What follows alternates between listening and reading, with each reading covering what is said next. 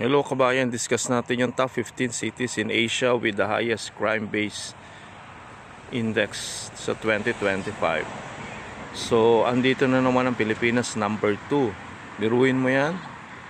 Daig pa ang Pilipinas, ang Iran, Pakistan, Iraq. Matindi oh.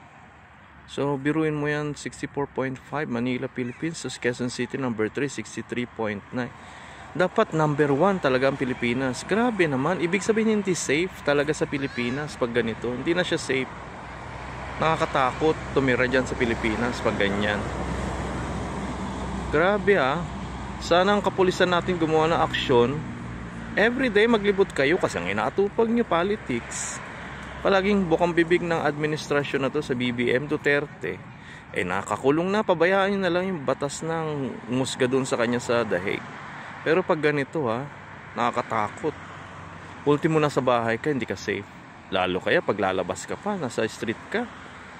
Nung ako ay nag-aaral pa dyan sa Manila, laging may snatcher, hold-upper.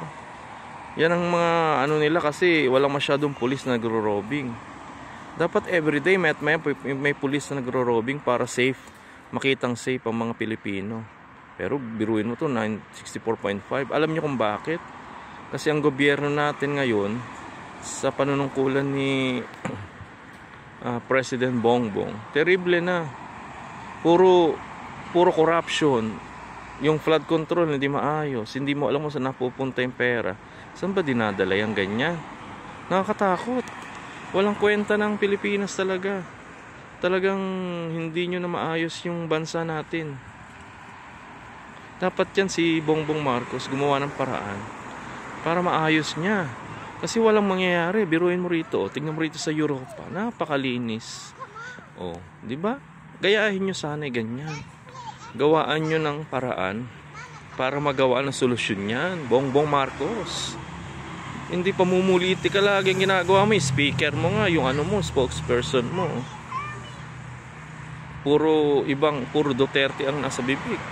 Wala nang pangyayari, wala nang ginagawa, wala nang inatupag. Ayusin nyo itong mga ganito kasi walang investor na mag-i-invest sa Pilipinas pag yung crime index ay napakataas. Wala kayong makukuha mga investor. So walang anong trabaho pag ganito. Ayusin nyo. Nakakaawang Pilipinas pag ganyan. Kawawa, biruin mo, daig pang Iraq, Iran, Pakistan, India, Pilipinas, gumising kayo mga nandyan sa nanunungkulan sa gobyerno. Ayusin nyo yung mga patakaran nyo sa mga crime. Pagandahin yung Pilipinas, ayusin nyo. Nakakasawa. Puro negative ang nakikita natin sa news. Grabe. Bongbong Marcos, gising ka ba? Nagtatrabaho ka ba? Kawawa naman ang Pilipinas. Bye-bye.